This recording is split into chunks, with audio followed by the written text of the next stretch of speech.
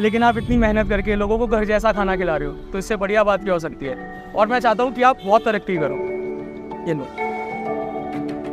ठीक है। तुझे भी बताया था मैंने कि मुझे रेडी का खाना सूट नहीं करता, बीमार हो गया तो। अरे नहीं सर, कुछ नहीं होगा आपको। वो लेडी बड़े हेल्दी तरीके से खाना बनाती है, हम रोज़ खाते हैं वहाँ से खाना, आपको कुछ नहीं होगा। पर तूने ऐसा क्यों किया?